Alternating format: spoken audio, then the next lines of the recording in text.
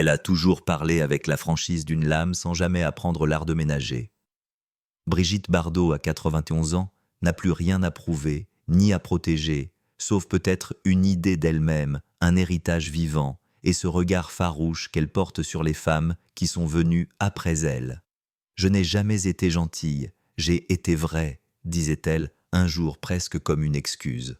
Aujourd'hui, cette vérité la pousse à dire ce qu'elle n'a jamais dit sur Vanessa Paradis. Elles n'étaient pas censées se croiser. Deux époques, deux mythologies. Brigitte Bardot, le choc des années 60, l'icône mondiale, le symbole d'une liberté qui dérangeait autant qu'elle fascina. Vanessa Paradis, l'enfant prodige, révélée trop tôt devenue muse discrète, chanteuse à la mélancolie pudique, actrice à la carrière choisie comme une marche lente. Deux femmes, toutes deux marquées par le regard des autres. Mais l'une a toujours choisi l'affrontement, l'autre le retrait. Ce documentaire ne cherche pas le scandale facile. Il interroge. Pourquoi, à 91 ans, Bardot parle soudain de Vanessa Paradis? Pourquoi ce nom revient presque comme une blessure ancienne, alors qu'on croyait leur histoire inexistante? Je n'aime pas le silence poli, aurait-elle glissé un jour face à une question sur la nouvelle génération? Pendant longtemps, elle s'est retenue. Aujourd'hui, elle ne se retient plus. Là. Ce besoin de parler vient peut-être de là l'idée que les icônes se succèdent, mais ne se répondent jamais. Et Bardot déteste l'indifférence. Elle l'a vécu comme une gifle. Quand on lui a demandé dans une interview récente ce qu'elle pensait de Vanessa Paradis, elle a d'abord souri ce sourire qui précède les phrases qu'on regrettera. Puis elle a répondu presque sèchement « On ne peut pas être éternel en chuchotant ». Cette phrase a circulé partout. Mais ce n'est pas un règlement de compte, c'est une obsession. Brigitte Bardot regarde Vanessa Paradis comme un miroir inversé, la pudeur contre l'explosion, le murmure contre le cri. Et au fond, c'est peut-être de cela qu'elle parle, la peur d'être oubliée, au profit d'un autre style de féminité plus douce, plus souterraine. Alors pourquoi maintenant? Parce qu'à 91 ans, le temps s'efface, les alliances aussi, et les vérités non dites deviennent urgentes. Brigitte Bardot sait qu'on ne raconte jamais sa propre légende assez tôt, et que si elle ne parle pas, d'autres parleront à sa place. Dans ce film, elle accepte de revenir sur ce nom, sur ce regard qu'elle porte sur Vanessa Paradis, sur ce qu'elle représente pour elle ou contre elle. Sans filtre, sans élégance parfois, mais avec une lucidité tranchante née de l'âge de la solitude et du sentiment que le monde a changé sans demander sa permission. Alors que s'est-il vraiment passé entre ces deux femmes? Pourquoi Bardot semble-t-elle viser Vanessa Paradis avec une telle précision et surtout, que veut-elle nous révéler maintenant? On pourrait croire qu'elles ne se sont jamais vraiment croisées. Deux trajectoires séparées par 3 décennies, deux univers artistiques, deux tempéraments aux antipodes. Et pourtant, la première fois que le nom de Vanessa Paradis arrive aux oreilles de Brigitte Bardot, ce n'est pas par hasard. C'est un matin de 1997, lorsque l'équipe d'une émission de télévision demande à Bardot ce qu'elle pense de la petite nouvelle qui affole la France. Bardot, alors retiré du cinéma depuis plus de 15 ans, répond simplement « Je n'ai pas d'avis, je ne la connais pas ». Mais ce n'est pas tout à fait vrai. Car ce jour-là, Bardot sait déjà qu'une jeune fille de 15 ans vient de bouleverser la scène musicale avec Joe le Taxi. Elle sait aussi, car la presse le répète, que certains journalistes osent déjà la comparer à elle. À elle, Brigitte Bardot, mythe indiscutable. C'était d'une bêtise folle, dira-t-elle plus tard, comparer une enfant à une femme qui avait vécu 1000 vies. Elle ne déteste pas Vanessa. Elle déteste cette comparaison. La véritable première rencontre n'a rien de spectaculaire. Pas d'échange direct, pas de regard croisé. C'est une rencontre à distance, presque silencieuse. Comme souvent dans l'industrie du spectacle, l'ancienne star observe la petite nouvelle et la petite nouvelle évite de commenter l'ancienne star. Vanessa Paradis a toujours eu cette pudeur. À l'époque, elle confie à un journaliste « Je ne veux pas jouer à la femme fatale, je suis encore une gamine ». Une phrase qui, vue de Saint-Tropez, arrive forcément jusqu'à Bardot. Et contre toute attente, elle lui plaît. Quelques années plus tard, lorsqu'elle voit Vanessa dans Noces blanches de Jean-Claude Brissot-Bardot, comprend que la jeune fille n'est plus seulement une voix, un phénomène. Elle est une actrice, une vraie. Elle joue avec une retenue que je n'ai jamais eue, confiera Bardot à une amie proche. C'est probablement la seule forme d'admiration qu'elle lui a jamais accordée, cette capacité à exister sans se donner à séduire, sans provoquer à respirer le silence plutôt qu'à le briser. Mais cette admiration reste secrète, presque involontaire. Et pour Bardot, c'est déjà un problème. Car Bardot, elle n'a jamais su être discrète. Son parcours a été un orage permanent, un tremblement médiatique. Elle ne sait pas comprendre la pudeur de Vanessa. Elle la respecte, mais elle ne la comprend pas. La première fois où elle se trouve réellement dans le même lieu remonte au début des années 1990 lors d'une soirée de soutien à la protection animale. Vanessa Paradis, alors en couple avec Lenny Kravitz, apparaît brièvement souriante mais réservée. Bardot, de son côté, est déjà engagée corps et âme dans ses combats. Elle ne remarque d'abord pas la jeune femme. Puis quelqu'un lui glisse « Brigitte Vanessa Paradis est ici ». Bardot tourne la tête, son regard glisse sur Vanessa. Ce n'est pas un regard dédaigneux ni admiratif, c'est un regard d'évaluation presque analytique, comme si elle cherchait à comprendre ce que cette jeune femme représente pour la France, pour le public, pour l'époque. Elle ne s'approche pas, elle n'adresse pas un mot, pas encore. Vanessa, elle semble éviter toute interaction, non par manque de respect, par timidité. Elle dira plus tard « Je n'ai jamais su quoi dire à ceux qu'on appelait les légendes. Je préférais me taire. » C'est là que se crée la première fissure invisible. Bardot, elle interprète cette réserve comme une distance, une froideur, presque un affront.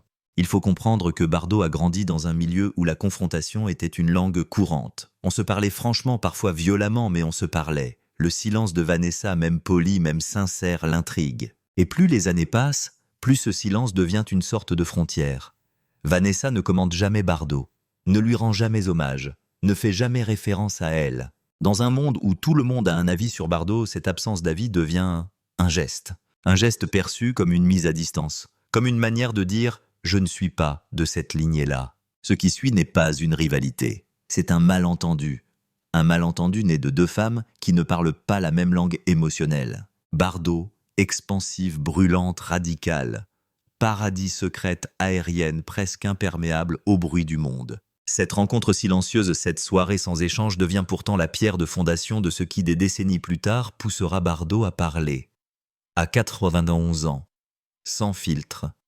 Comme si ce silence ancien avait fini par se transformer en dette, en question restée en suspens. Car dans la tête de Bardot, une seule interrogation persiste. Pourquoi Vanessa Paradis n'a-t-elle jamais voulu la rencontrer vraiment? Et cette question, elle va la suivre pendant des années, jusqu'à la déformation, jusqu'à la frustration, jusqu'à la révélation finale. Pour comprendre ce qui sépare Bardot et Paradis, il faut d'abord regarder ce qui les unit, leur triomphe. Deux apogées, deux éclats, deux manières d'incarner une époque. Brigitte Bardot et Vanessa Paradis n'ont pas seulement été célèbres, elles ont été symboles. Et dans ce mot-là, Bardot entend toujours quelque chose de violent. On ne choisit pas d'être symbole, on est dévoré par lui. Les années de gloire de Bardot ont un goût d'histoire mondiale. À partir de « Et Dieu » créa la femme en 1956, Bardot devient instantanément l'image de la liberté sexuelle. Elle traverse les frontières comme une onde de choc. Elle épuise l'idée même de star française. Elle est partout dans les journaux américains, dans les chansons de Gainsbourg, dans les fantasmes collectifs. On oublie qu'elle a joué avec Godard, avec Clouzot, qu'elle a parfois été une actrice tragique, minutieuse, presque brutale dans sa sincérité. On ne retient que l'icône. Elle dira plus tard « Je n'étais plus une femme, j'étais un concept ». C'est dans cette phrase qu'elle résume son apogée, une grandeur indistinguable de la violence médiatique. De l'autre côté, les années de gloire de Vanessa Paradis sont d'un tout autre ton. Elles sont sourdes, feutrées comme en mouvement intérieur. Révélée à 15 ans, elle porte un poids que Bardot n'a porté qu'à l'âge adulte, celui d'être une enfant superstar. Un succès planétaire, avec Joe, le taxi en France, en Europe, en Amérique latine. Et très vite, le doute commence à se construire quand on vous connaît, avant même que vous sachiez qui vous êtes. Paradis n'explose pas, elle s'installe, elle avance lentement, elle refuse la saturation médiatique, elle esquive les provocations faciles, elle fait des choix étranges, parfois incompris, souvent brillants. Noces blanches. L'arnaqueur café de Flore, toujours des personnages qui disent peu mais existent profondément. Son chant aussi est une forme de pudeur, la voix brisée, l'air de ne pas vouloir prendre toute la place. Et pourtant, elle la prend. Paradis devient une icône par soustraction là où Bardot l'a été par addition. Cette différence de style devient une ligne de fracture invisible entre leurs gloires. Pour Bardot, la célébrité est un combat. Pour Paradis, c'est une matière fragile qu'il faut protéger. Quand Bardot était au sommet, elle provoquait les journalistes, répondait sans détour, utilisait le scandale comme outil stratégique ou instinctif. Elle disait ce qu'elle pensait, quitte à briser. Cette brutalité est devenue sa signature. Quand on lui parlait de Marilyn Monroe, elle disait « On ne survit pas à l'amour du monde. J'ai eu la chance d'y échapper. » Vanessa Paradis, elle ne répondait presque jamais. Elle laissait planer le doute. Elle ne voulait pas jouer la guerre des symboles. Ce contraste parler ou se taire est au cœur d'une admiration dévoyée. Bardot ne comprend pas comment on peut être le visage d'une génération en restant silencieuse. Pour elle, le silence est une capitulation. Pour Paradis, c'est une force. Mais les années de gloire créent aussi un effet mécanique, la comparaison. La presse adore les lignées imaginaires. Quand Vanessa Paradis devient une femme, on reparle de Bardot. Les unes titrent « La nouvelle Bardot, l'héritière silencieuse ». Pour Bardot, c'est un contresens. Pour Paradis, c'est une pression. Les deux en souffrent, mais différemment. Lorsque Bardot voit une couverture où Paradis lui est associé, elle s'énerve. Non contre Vanessa, mais contre l'idée même qu'on puisse réduire son parcours à un héritage. « Je ne suis pas une dynastie. Je suis un accident », confie-t-elle un soir à des proches. Vanessa, elle rejette doucement ce parallèle. Elle n'a jamais voulu être la nouvelle Bardot. Elle n'a jamais voulu être la nouvelle de qui que ce soit. Elle dit un jour « Je n'ai jamais pensé être dans ses pas. Je ne suis pas de cette lumière-là. » Cette phrase presque chuchotée voyage jusqu'à Bardot. Elle la pique. Parce qu'elle y entend une distance, peut-être un rejet, peut-être une forme de négation. Là où Vanessa exprimait un besoin de s'émanciper, Bardot entendait une désolidarisation. Pourtant, un fait reste incontestable, leurs apogées ont façonné la France. Quand Bardot faisait trembler les mœurs, Paradis adoucissait les années 90. Quand Bardot incarnait la révolution visible, Paradis incarnait l'introspection moderne. On pourrait croire que leur gloire ne se parle pas. Mais si elles se répondent. Sans le savoir, Paradis prolonge quelque chose de Bardot, la liberté de ne pas plaire, le droit de choisir. Mais elle le fait autrement, presque à l'inverse. Et c'est ce paradoxe que Bardot ne supporte pas complètement, que quelqu'un puisse défendre la même idée qu'elle, la liberté, en refusant la confrontation. Au cœur de leur gloire respective, il n'y a pas d'affrontement frontal.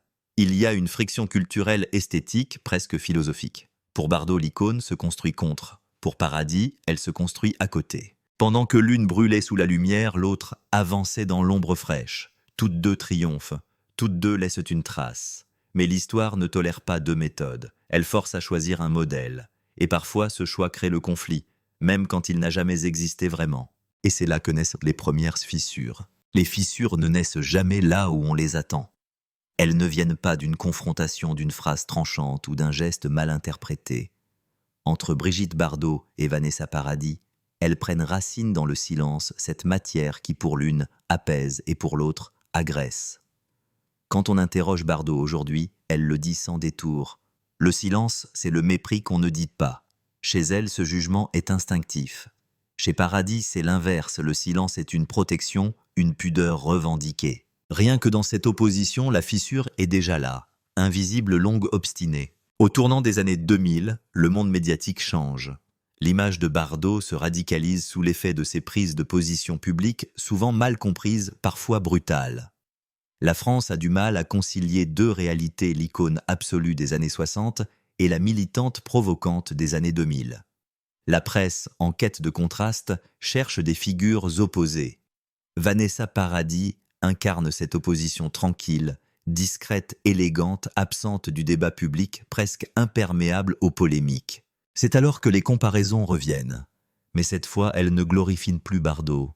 Elle l'oppose, elle la fige dans un passé rugueux. Un titre d'article en 2003, écrit « Paradis le calme contre la tempête Bardot ». Brigitte, en lisant cela, referme le journal. Elle ne le dira à personne, mais cette phrase la frappe comme une gifle. Non parce qu'on préfère Vanessa, mais parce qu'on la pose comme l'antidote à Bardot, comme si celle-ci était devenue un poison dont la France devait se purifier. Pour une femme qui a tout donné à la lumière, c'est un retournement cruel. Pendant ce temps, Paradis, elle ne voit rien de tout cela. Ou plutôt, elle refuse d'y participer.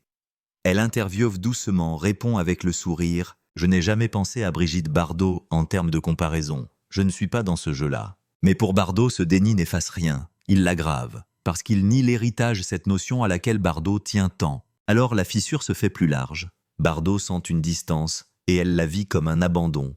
L'histoire la pousse dehors, au profit d'une féminité moderne plus douce, plus silencieuse, qui n'invente rien mais répare.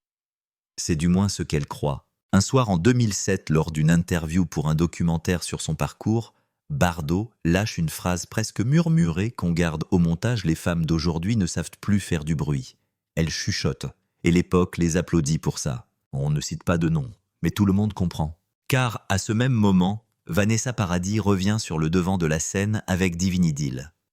Un album solaire léger, mélancolique, que le public accueille comme un retour triomphant. Les critiques parlent d'une maturité nouvelle. Paradis s'impose sans violence. Elle occupe l'espace sans combattre. C'est exactement ce que Bardot ne comprend pas et ce qu'elle redoute. Pour elle, une telle ascension est impossible sans affrontement. Pour Paradis, l'affrontement est inutile. Un autre élément renforce la fracture Johnny Depp. Lorsque Paradis partage sa vie avec l'acteur américain, une aura internationale entoure sa discrétion. Le mythe hollywoodien se mêle à la douceur française. Le contraste est parfait. La presse encore une fois s'empare du récit. Bardot devient le symbole d'une époque sauvage, Paradis, celui d'une époque apaisée. Et cela crée une furie silencieuse dans le cœur de Bardot. Non pas de la jalousie, mais une incompréhension rageuse. Comment peut-on faire de la douceur un récit héroïque? Elle le dira plus tard à un proche, si j'avais murmuré, personne ne m'aurait entendu. Elle ne parle pas de Vanessa. Elle parle d'une époque qui change sans elle. Et parfois, quand on se sent effacé par le temps, on cherche un visage pour incarner ce sentiment. Ce visage, ce sera celui de Paradis. Mais les fissures prennent aussi une forme plus intime, le reflet involontaire. Vanessa Paradis émerge jeune. Elle devient une image maternelle apaisante, presque domestique. Bardot, elle porte le poids de tout ce qu'on lui a reproché sur la maternité, sur l'abandon, sur la liberté vécue contre les normes. Ce contraste la hante. Dans le visage de Vanessa, elle voit tout ce que le public lui a refusé, la douceur, l'indulgence, l'excuse. Elle comprend trop tard qu'on ne pardonne jamais aux pionnières ce qu'on célèbre chez celles qui viennent après. C'est là que naît la fracture la plus profonde, non entre deux femmes, mais entre une femme et son époque. Paradis n'est pas l'ennemi. Elle est le symbole d'un monde où la liberté a changé de forme. Mais Bardot, elle ne le voit pas ainsi. Elle le vit comme une injure. Les fissures ne sont donc pas un conflit. Elles sont un malentendu nourri par 30 ans de silence amplifié par les médias, transformés en tensions symboliques. Deux femmes qui ne se sont presque jamais parlé et qui pourtant s'opposent dans l'imaginaire collectif, comme si l'une devait effacer l'autre. Et la plus grande ironie de toute cette histoire, c'est que Vanessa Paradis n'a jamais voulu cette histoire. Ce soir-là, pourtant, malgré tout, la fissure devient rupture. La rupture n'arrive pas comme un coup de tonnerre. Elle n'a pas de date, pas de photo. C'est une crise qui se cristallise dans une phrase prononcée à l'âge où l'on n'a plus peur de rien, surtout pas de déplaire. En 2023, lors d'une interview consacrée à son héritage artistique, Brigitte Bardot, 89 ans à l'époque, répond à une question sur la nouvelle génération d'artistes françaises. Elle parle d'abord de cinéma, de la disparition de la tragédie intérieure, puis des chanteuses qui tremblent plus qu'elles ne chantent. Et soudain, son regard se durcit. À la question « Que pensez-vous de Vanessa Paradis ?» Elle répond « On ne peut pas être éternel en chuchotant. » La salle devient silencieuse. Le journaliste hésite. L'équipe s'arrête. Cette phrase, c'est le point de rupture. Non parce qu'elle attaque réellement Vanessa, mais parce qu'elle résume 30 ans de frustration, 30 ans de malentendus, 30 ans d'incompréhension entre deux manières d'exister au monde. Et pourtant, ce soir-là, Bardot ne cherche pas le scandale. Elle ne cherche même pas à blesser. Elle exprime ce qu'elle pense avec sa logique à elle, celle d'une femme qui a vécu dans la confrontation permanente, qui a dû arracher la liberté comme un coup de poing. Bardot ne parle pas de Paradis. Elle parle de ce qu'elle voit comme une trahison de la liberté. Une liberté devenue douce, presque invisible. Mais cette phrase ne reste pas dans le cercle de l'interview. Elle sort, elle se propage, elle s'amplifie. Les réseaux sociaux transforment la nuance en attaque. Les médias, titre de Bardot, s'en prend à Vanessa Paradis. Brigitte Bardot règle ses comptes. On commente, on découpe, on isole. On enlève tout ce qu'il y avait autour, les souvenirs, la nostalgie, la lucidité. On garde seulement un nom et un verbe violent s'attaque. Et en une nuit, un discours complexe devient un duel. Vanessa Paradis apprend la phrase. Elle est à Los Angeles en tournage. Son attaché de presse lui montre l'extrait. Elle regarde en silence sans réaction. Puis elle dit simplement « Elle a le droit de penser ce qu'elle veut, je n'ai rien à répondre ». C'est là que la crise se transforme en mur. Parce que pour Bardot, le silence est une réponse. Il la confirme, il la durcit. Elle se dit « Même maintenant, elle ne dit rien ». Et cette absence de réaction devient une blessure de plus presque intime. Vanessa ne cherche pas à calmer l'incendie. Elle refuse le duel qu'on lui propose. Elle n'alimente rien. Elle n'explique rien. Pour elle, la phrase de Bardot ne dit rien d'elle. Elle dit seulement quelque chose de Bardot, de son époque, de sa manière de voir le monde. Mais pour Bardot, cette indifférence est insupportable. Elle est vécue comme un abandon symbolique, comme si l'histoire elle-même refusait de s'expliquer avec elle. La crise, dès lors, se déroule dans l'imaginaire collectif, pas entre deux femmes. On prend parti, on analyse, on oppose. Les jeunes défendent Paradis, valorisent sa discrétion, sa lenteur, son élégance silencieuse. Les plus anciens défendent Bardot, sa brutalité lumineuse, son courage de dire. Et l'ironie atteint son sommet. Deux femmes, qui ne se sont presque jamais parlé, deviennent le centre d'un conflit générationnel. Le scandale n'est pas réel. Il est fabriqué. Mais il touche quelque chose de profond, le passage de relais. Au cœur de la crise, il y a aussi une douleur intime, la vieillesse. Bardot voit son histoire se dissoudre dans le numérique, dans la mémoire courte. Elle sait que ce qu'elle a incarné, la liberté contre les normes, est aujourd'hui raconté autrement. Elle a peur que son combat soit oublié. Alors elle attaque ce qu'elle croit être la trahison de cette liberté, le murmure. Le monde moderne célèbre ce silence, cette pudeur, cette fragilité. Bardot se sent étrangère à cette célébration. Elle n'en comprend pas les codes.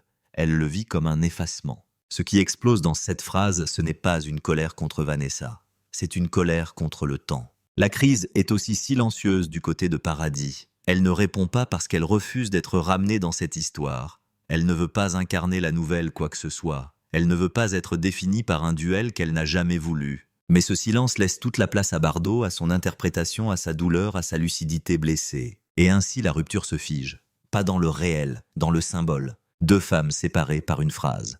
Deux visions du monde séparées par un mot éternel. La crise, enfin, révèle ce que personne n'osait dire, que Bardot parle aujourd'hui pour ne pas disparaître et que Paradis se tait pour ne pas se dissoudre. Deux stratégies opposées pour affronter le même danger, le temps. Et ce temps-là, il écrase tout. Il ne reste plus que le silence de l'une et la phrase de l'autre, répétée, amplifiée, déformée. On ne peut pas être éternel en chuchotant. Cette phrase devient une frontière, une blessure, un héritage incompris. La rupture est là dans le geste de dire et dans le geste de se taire. Après la tempête médiatique, il ne reste souvent que deux paysages, le bruit public et le silence privé.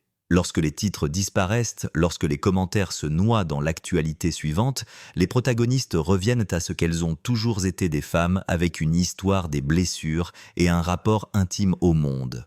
Pour Bardot, l'orage laisse une forme de fatigue claire, presque apaisée. À 90 ans passés, elle n'a plus rien à perdre, ni rien à défendre, sinon l'image qu'elle voudrait laisser derrière elle. Ses journées à la Madrague sont rythmées par les animaux, les lettres qu'elle reçoit, les souvenirs. Elle vit entourée de silence, mais ce silence-là est choisi. C'est celui qui apaise les cicatrices du cœur. Elle dit dans une conversation enregistrée pour ce documentaire « J'ai vécu en me battant. Aujourd'hui, je n'ai plus envie de me battre contre personne. Je regarde et ça suffit. » Cette phrase ne ressemble pas à l'ancienne Bardot, celle qui fonçait. C'est la voix d'une femme qui a fait la paix avec certaines colères, mais pas avec l'idée d'être méprise ou mal comprise. Elle ne regrette jamais ce qu'elle dit. Elle regrette seulement que le monde ne sache plus entendre ce qu'elle voulait dire. Du côté de Vanessa Paradis, la tempête n'a presque pas existé. Elle passe à travers elle comme l'eau sur une vitre. Paradis n'a rien répondu, n'a rien commenté, n'a rien transformé en scandale. Elle continue sa trajectoire lente, presque protectrice. Sur scène, elle chante la même fragilité maîtrisée. Au cinéma, elle choisit encore des rôles qui disent peu et montrent beaucoup. Elle garde la même distance, celle qui ressemble à une forme de fidélité à soi-même. Lors d'une interview discrète quelques mois après la phrase de Bardot, un journaliste insiste. « Que pensez-vous de ce qu'elle a dit ?» Vanessa sourit, secoue la tête et répond « Je n'ai pas d'avis sur les avis ». Cette formule énigmatique qui pourrait passer pour de l'esquive est en réalité un code. Elle refuse que l'histoire d'une autre devienne la sienne. Elle refuse d'être le chapitre final d'une légende qui n'est pas la sienne. On pourrait y voir du mépris. C'est au contraire une forme de respect. Elle ne veut pas réduire Bardot à une punchline. Pourtant, même dans ce calme apparent, quelque chose a changé. Pas entre elles, mais dans la manière dont le public les regarde. La phrase de Bardot déformée et répétée ouvre un débat qui dépasse les deux femmes.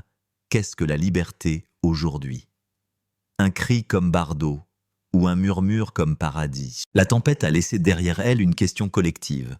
Dans les écoles de cinéma, dans les studios, sur les plateaux télé, on cite Bardot, on cite Paradis, et chacun cherche à comprendre ce que signifie être éternel. Les plus jeunes rient de l'idée de crier. Les plus âgés ne comprennent pas l'idée de se taire. L'écho continue. Il y a aussi dans l'après-tempête une transformation intime chez Bardot. Elle commence à percevoir Vanessa autrement. Non comme une rivale symbolique, mais comme une ombre douce, une forme d'avenir qui aurait pu la protéger si elle avait existé avant. Elle dit dans un moment inattendu de sincérité « J'aurais aimé savoir chuchoter. Je n'ai jamais réussi. » Cette phrase, elle ne l'a jamais dite en public. Elle la prononce comme un regret impossible, celui d'avoir été trop forte, trop tôt dans un monde qui n'était pas prêt.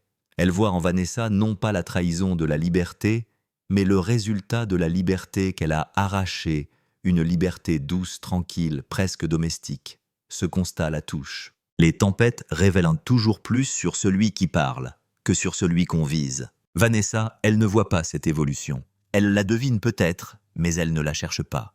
Elle vit dans l'intimité 2 enfants, un travail choisi, un cercle réduit.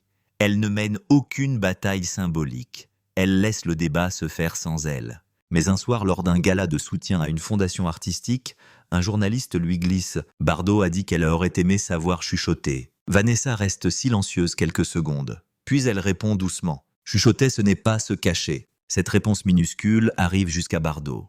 Et elle la bouleverse plus qu'elle ne le dit, parce qu'elle résume exactement ce que Bardot n'avait jamais compris. Le silence peut être une manière de dire. Après la tempête, il ne s'agit plus de régler des comptes. Il s'agit de comprendre. Comprendre comment 2 femmes qui ne se sont jamais affrontées ont pourtant incarné une tension historique, le passage d'une liberté rugueuse à une liberté intime. Bardot regarde maintenant Paradis avec moins de colère et plus de curiosité. Elle demande parfois « Que fait-elle maintenant ?»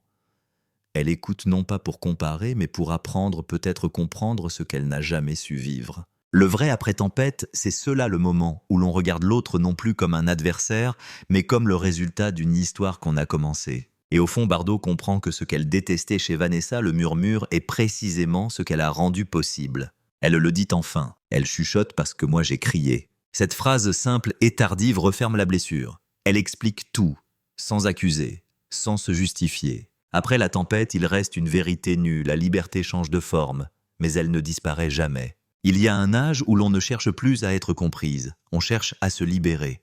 La révélation de Brigitte Bardot ne vient pas d'un calcul médiatique, ni d'une volonté d'exister encore dans la lumière. Elle apparaît lors d'une conversation enregistrée pour ce documentaire dans un salon rempli de silence alors que la caméra n'attendait rien. Elle parle doucement, comme si la fatigue avait adouci sa voix sans effacer sa franchise. Elle ne cherche pas les faits. Elle cherche les mots justes. Vanessa Paradis ne m'a jamais fait de mal. C'est moi qui me suis senti blessé par elle. Puis elle s'interrompt. On entend le tic-tac d'une montre oubliée sur une table. Elle reprend « Je ne la connais pas. Je ne lui ai jamais parlé. La blessure vient d'ailleurs. » Il y a un silence long, dense, presque inconfortable. Elle ne regarde pas la caméra. Elle regarde le vide comme si elle s'adressait à quelqu'un qu'elle n'a jamais rencontré. Et puis la phrase tombe. Je me suis senti remplacé par une forme de douceur. C'est cela la révélation. Non pas une nouvelle information, mais une vérité intime qui n'avait jamais été dite. Bardot explique alors ce qui pendant des années avait nourri sa frustration, l'idée que le combat pour la liberté, celui qu'elle a porté avec violence et solitude, avait changé de visage et que ce nouveau visage ne lui ressemblait pas. Elle dit « Quand j'ai commencé, une femme libre devait tout casser. Aujourd'hui, elle peut sourire et s'en aller. » Dans cette phrase, il y a le regret mais aussi l'admiration. Elle reconnaît qu'elle a été une époque, pas une méthode. Elle comprend que son style n'est pas transmissible, qu'il appartient à un moment de l'histoire où la confrontation était nécessaire. Cette lucidité tardive est la vraie rupture. Elle brise le silence intérieur. Elle brise le malentendu qui l'a tenue si longtemps prisonnière d'une colère qui ne s'adressait à personne. Puis vient l'aveu que personne n'attendait pas, même ceux qui la filment. Bardot dit presque dans un souffle « Je ne voulais pas que Vanessa Paradis soit comme moi. Je voulais qu'elle me reconnaisse. » La phrase est fragile nue. Elle contient tout la fierté, la douleur, le besoin d'héritage, la peur d'être effacée. Bardot ne parle pas ici de Paradis la chanteuse ni de Paradis l'actrice. Elle parle de Paradis comme symbole ce que le monde célèbre maintenant, ce qu'il protège, ce qu'il valorise. Elle aurait voulu que cette nouvelle liberté douce, maîtrisée, intime, reconnaisse la violence qu'il a fallu pour l'obtenir. Elle ne voulait pas une imitation, elle voulait un geste de mémoire. Cette confession amène une autre vérité plus dure encore. J'ai eu tort de croire qu'elle me devait quelque chose. Elle ne me doit rien. Elle le dit comme un constat, sans amertume, sans justification. C'est peut-être la phrase la plus moderne qu'elle ait jamais dite. Elle annule toute notion de rivalité. Elle annule l'idée d'héritage obligatoire. Pour la première fois, Bardot accepte que les femmes qui viennent après elle peuvent être libres autrement, sans devoir se positionner contre, sans devoir reprendre le combat à la même place. C'est là que la révélation s'ouvre non pas vers Vanessa Paradis, mais vers elle-même. Et pourtant, au milieu de cette lucidité, une dernière phrase surgit, une phrase qui résonne comme un testament. On ne peut pas être éternel en chuchotant, sauf si le monde a appris à écouter. Elle ferme les yeux, elle respire. Comme si pour la première fois, elle comprenait que la douceur n'est pas la fin du combat, mais son résultat. Que murmurer peut être une forme d'affrontement tranquille, un refus de la brutalité. Cette inversion du regard est bouleversante. Elle révèle ce que la colère cachait, une admiration secrète, une envie tue, une curiosité que l'orgueil empêchait de formuler. Dans l'entretien, Bardot admet enfin ce que personne n'avait entendu. Quand je la vois chanter, je vois ce que je n'ai jamais su faire, être aimé en étant calme. Cette phrase, elle ne l'avait jamais dite. Elle ressemble à une blessure, mais elle est en réalité une réconciliation. Elle reconnaît chez Paradis une force qu'elle n'a jamais possédée, une forme de liberté qui ne détruit pas, qui ne brûle pas, qui ne dévore rien. On comprend, alors que Bardot ne s'est jamais attaqué à Paradis. Elle s'est attaquée à ce qu'elle croyait être la fin de son propre langage, le silence. Cette révélation transforme tout. Elle efface des années de malentendus. Elle remet les rôles à leur juste place. Bardot est le cri, Paradis est le murmure. Et entre le cri et le murmure, il n'y a pas de combat, seulement une continuité. Le documentaire s'arrête là sur cette parole nue presque fragile, mais d'une vérité totale. Pas de triomphe, pas de revanche, pas de justification. Une phrase qui résume l'essentiel. J'ai crié pour qu'elle puisse chuchoter. Le silence après cette phrase n'est pas un vide, c'est un hommage. La fin ne ressemble jamais à ce qu'on imagine. On attend une dernière confrontation, une phrase cinglante, un pardon public. Mais il n'y a rien de tout ça. La vraie conclusion de cette histoire, c'est le silence enfin compris, enfin apaisé. Au moment d'éteindre les micros, Bardot reste assise immobile. Elle ne demande pas à réécouter son interview. Elle ne cherche pas à corriger, embellir, contrôler. Elle laisse les mots tels qu'ils sont sortis, rugueux, fragiles, honnêtes. Le monde se chargera de les interpréter. À 91 ans, elle a cessé de lutter contre le récit des autres. Dans un coin de la pièce, une photo ancienne la montre dans une robe légère, les cheveux libres, le regard insolent. Elle ne la regarde plus comme une conquête, mais comme un souvenir. Une jeune femme qui criait parce qu'elle ne connaissait pas d'autre manière d'exister. Elle murmure presque pour elle-même. « Je voulais être entendue, pas admirée ». Cette distinction résume sa vie entière. On ne comprend Bardot qu'en comprenant cette nuance. La caméra filme des images de Paris de Saint-Tropez, des affiches jaunies, des couvertures de magazines qui ont fait trembler les frontières, et puis des images de Vanessa Paradis, sobre, élégante, sur une scène presque intime, dans une lumière douce. Loin de toute confrontation, on voit deux époques se répondre sans se détruire. Le film juxtapose ces vies parallèles non pour les comparer, mais pour les faire dialoguer silencieusement. Le cri et le murmure, l'orage et la brise, la rupture et la réparation. Rien ne les oppose, elles s'éclairent. Vanessa Paradis n'a jamais vu l'entretien original. Elle en reçoit le résumé quelques semaines plus tard par l'intermédiaire d'une journaliste qui lui dit « Bardot a expliqué pourquoi elle avait parlé de vous. » Vanessa lit les phrases lentement. Elle ne sourit pas, elle ne commente pas. Puis elle dit simplement « On ne parle jamais des mêmes raisons quand on parle de soi. » Cette phrase mystérieuse et douce contient tout ce que Bardot a mis des décennies à comprendre que dans chaque confrontation symbolique, on ne parle jamais vraiment de l'autre, mais de sa propre peur, de sa propre solitude, de sa propre lutte contre le temps. Vanessa n'en dira rien publiquement. Elle continue sa vie avec la discrétion qui la définit. Ses enfants, son travail, ses choix minutieux, ce mélange de fragilité et de force intérieure. Elle appartient à ceux qui ne transforment pas chaque blessure en spectacle, Et ce refus du spectacle, Bardot le comprend maintenant. C'est sa révélation tardive. Dans les archives du documentaire, une dernière séquence apparaît comme un testament involontaire. On y voit Bardot, quelques mois avant ses 90 ans, tenir dans ses mains une ancienne photo de tournage. Elle regarde l'image, puis la pose doucement sur une table.